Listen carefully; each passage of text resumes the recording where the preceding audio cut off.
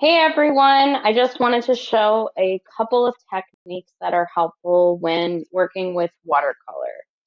So you definitely want to have lots and lots of paper towels handy.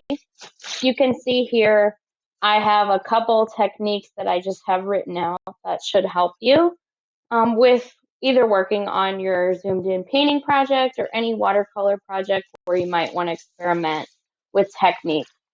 So the first one you see is a solid wash. I had spilled a little bit before when I started. A solid wash, you just want to have about an even amount of paint. And this is really helpful when you are doing something like a plain background where you just want an even application of paint. You just want to make sure that you are going in the same direction and spreading your paint really evenly in terms of the amount of water so that it creates kind of a smooth background. So this would be helpful if you had like maybe for a background or a first layer. So the next one is a graded wash. A graded wash, you usually start with just one color and you kind of fade it out. So you want to keep it really, really intense when you first go, and you'll just kind of feather it out. You'll need to get a little bit more water to just kind of feather it. And just know that in terms of the amount of paint, you'd want more paint at that top part, and then you'd kind of be fuzzing it out so that you can see some gradation of value. So it's a little bit difficult to see, I'm sure, with the way that I've done this, but you can just adjust this by the amount of water on your brush. So this might be helpful if you're trying to kind of render different kinds of form where you're trying to go dark to light. You may add more paint, and then you could even add water without paint to get some of those lighter values. That's very helpful if you were working on one form and you wanted to kind of fuzzy it out. For glazing, that's a great way to build color up. So what you would do is have a solid color painted for glazing. I'm just going to have blue here. You want to make sure that when you're going back when you're doing glazing, you have to let it dry a little bit. So I'm actually going to go back to my glazing after I continue something else. So the wet on wet, that's the next one, and I'll come back to glazing. Wet on wet, both of your colors are obviously going to be wet at the same time. So I'm just going to do this with some red. And then I'm going to kind of blend another color into it. So if you were doing like an analogous color scheme, where you're doing like cool colors, something that might be kind of neat is to kind of blend a reddish color with kind of a bluish. So I'll be making sure I put enough of that bluish color, and then I'm going to start mixing those two together. So that you should kind of see how it just kind of blends between. You can see here when you do that, you have like a red and you have like a bluish color. It even makes kind of like a red violet, just because I have blue and I have red next to each other. So just keep that in mind. Wet on wet is kind of a great technique where you want some optical mixing where it kind of blends together here. Drop one color on a wet color. That's where like you have like a solid color.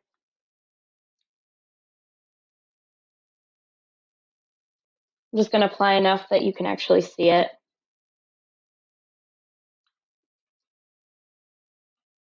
And then say I wanted, I don't know, I'm trying to think of if I were to do something, say I were painting like water and I wanted like a darker blue to go into that, I could just drop color and you have a little bit less control as to where it goes.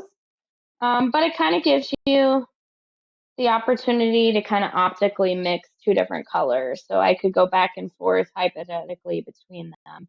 And that creates kind of a neat fuzzied technique. Blotting's an easy one. I'm still waiting for my glazing one, just so you know.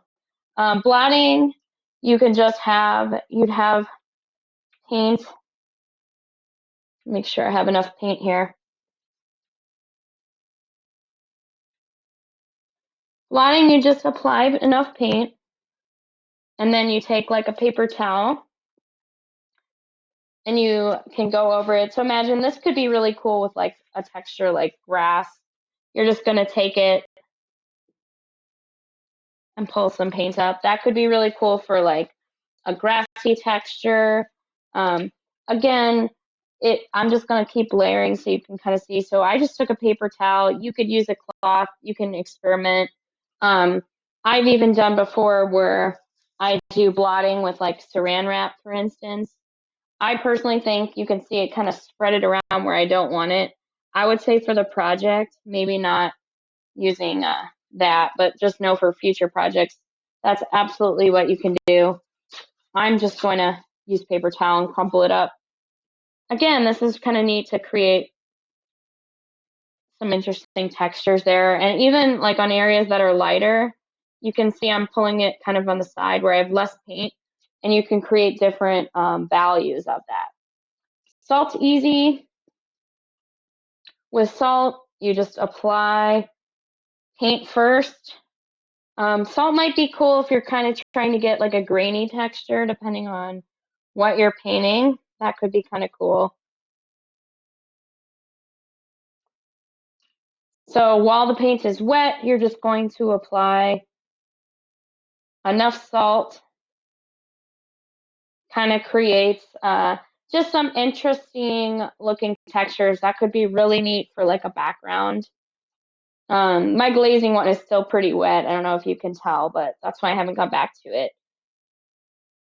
Masking, you can see I've just taken regular masking tape and I've just taped it. This is great if, like, say you want really hard edges where you don't want the paint to mix in. That's a great tool you can use even if, like, you don't necessarily need a hard edge, but you don't want paint to go over a certain area. So I've just taped it so it'll end up being like stripes. Say I want to do two complementary colors, like maybe I want to do orange on one part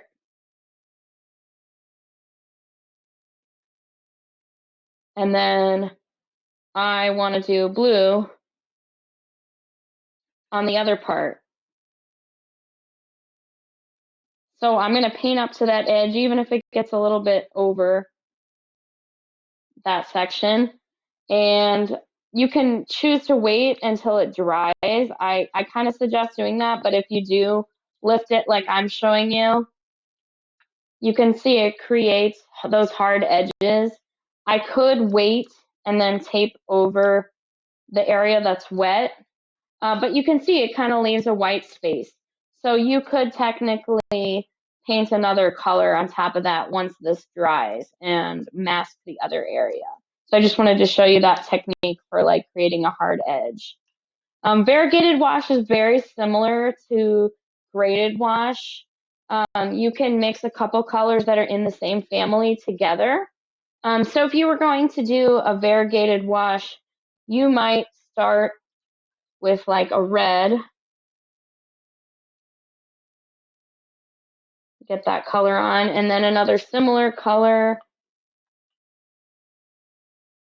You could do violet, and again, you're going kind of wet into wet and letting it kind of bleed over each other. And then I'm going to just pick a light blue. Again, this could be really cool for like something like a sunset. So variegated washes, they're like similar values. They're kind of blending into one another. And again, I'm just using water to kind of go back in and just blend between them.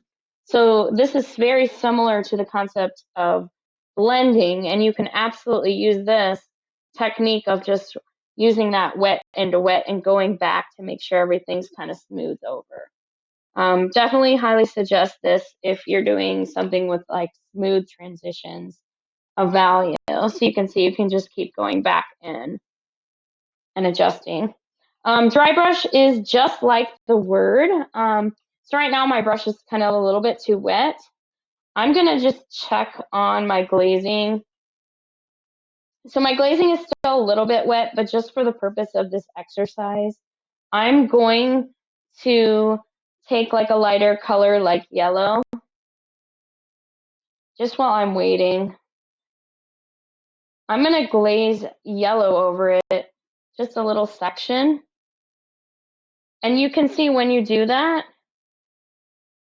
you're kind of optically mixing a green there. So that's a really cool technique if you want to build up, like maybe you want to do the glazing technique for building rich colors in your painting. So I am going to do a dry brush. Now I'm going to use a different brush just because mine's really wet for this demo. A dry brush, you barely need any water on your brush. And I'm just going to dip mostly paint. I'm going to kind of dab it really lightly. And you can see very little water on there. This could be a really cool technique for like, say, something like grass or straw. Um, Again, you need a little bit of water. It's not really going to work, but it's gotten a little too wet, so you can always use your brush to kind of help you with that. But again, it's mostly paint, less about having a lot of water on it. For my last technique, hard and soft edge, we kind of went over that a little bit with the masking. Something to keep in mind is the more water you have on your brush, you can see those edges are pretty darn soft. I mean, you would just keep adding water to them. And that kind of helps create, some changes on the edges where they're not really, really sharp like that. So if I were going to do a hard edge, I'm just going to use similar colors so you can just see a hard edge would be like a very intense area where it's really, really sharp in terms of the value. And you can see a pretty hard line. So you can see a difference between something that's kind of soft and wispy versus something that's really intense and sharp. So that's pretty much most of the techniques that you may be interested in for this project. Or if you're doing watercolor, by all means, you can use other techniques like using a straw and blowing color. I encourage you to do that if you don't like some of these techniques here. But I think this will be enough to help you.